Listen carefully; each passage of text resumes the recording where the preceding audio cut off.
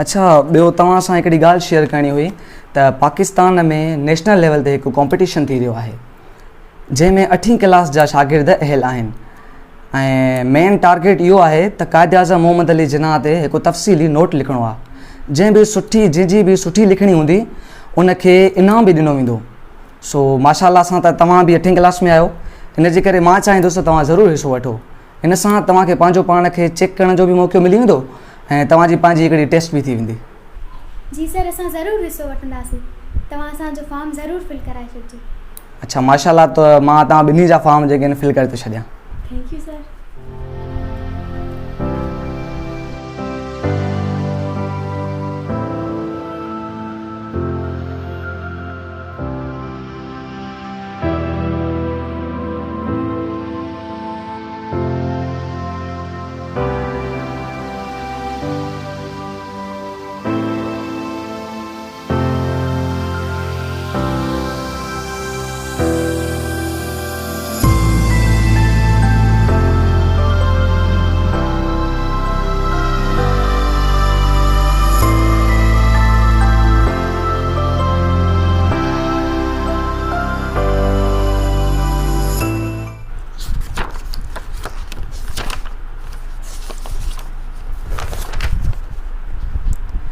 अच्छा तव्हांजो रिज़ल्ट अची चुको आहे ऐं उन्हनि मूंखे ईमेल कई आहे जंहिंमें फ़ातिमा जी पोजीशन तमामु बहितरीनु आई आहे जंहिंजे लाइ उनखे एवॉर्ड बि मिलियो वेंदो।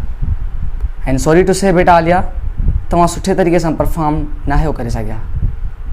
तव्हां मायूस न थियो, थी सघे थो त तव्हांजे ऐं फ़ातिमा जे स्टडी करण जो तरीक़ो मुख़्तलिफ़ हुजे। अच्छा बेटा फ़ातिमा, तव्हां कीअं तयारी कई हुई कॉम्पिटिशन जी? सर मां क़ाइद आज़म जी ज़िंदगीअ ते मुकमल फिल्म्स ॾिठियूं हुयूं ऐं उन ते जेके बि डॉक्यूमेंट्रीज़ वीडियोज़ ऐं तस्वीरनि जी शक्ल में मौजूदु हुयूं इंटरनेट ते, मां सभु उहे ॾिठियूं हुयूं। इन सां मूंखे जिन्ना जी ज़िंदगीअ सां जुड़ियल वाक़िया ऐं कॾहिं कीअं ऐं किथे जहिड़ा सवालनि जा जवाब सुठे तरीक़े सां मिली विया ऐं जेके मां नोट्स ठाहिया उहे मां तस्वीरी शिकल में ठाहिया त जीअं मूंखे यादि करण में वधीक मदद मिली वञे।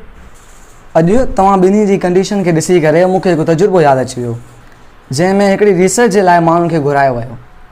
हिकिड़े ग्रुप खे शयूं ॾेखारियूं वयूं, ॿिए ग्रुप खे शयूं ॿुधायूं वयूं त जंहिं ग्रुप शयूं ॿुधियूं हुयूं उन्हनि खे 3 ॾींहंनि खां बाद में उहे शयूं सिर्फ़ु 10% यादि हुयूं ऐं जंहिं ग्रुप शयूं ॾिठियूं हुयूं उन्हनि खे 3 ॾींहंनि खां बाद में उनजो 65% यादि हुयो।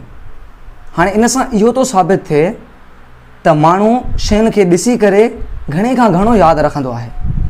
असांजो जेको दिमाग़ आहे उहो हिकु इमेज प्रोसेसर आहे। 90% जेका डेटा असांजे दिमाग़ खे मिलंदी आहे उहा तस्वीरनि जी यानी इमेज प्रोसेसर जी मिलंदी आहे।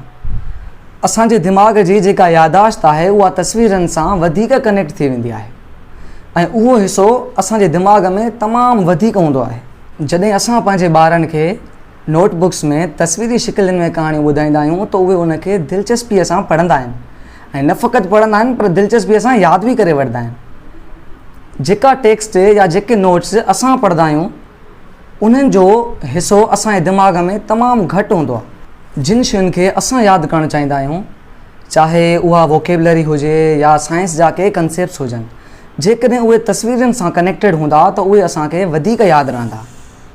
हाणे इन सां इहो साबित थी वियो त असां नोट्स हुजनि या टेक्स्ट बुक्स हुजनि या वरी कंहिं ॿार जे तरबियत जे हवाले सां का शइ सेखारणी हुजे त उनखे तस्वीरी या प्रैक्टिकल फॉर्म में सेखारींदासीं त उहा उनखे हमेशह यादि रहंदी।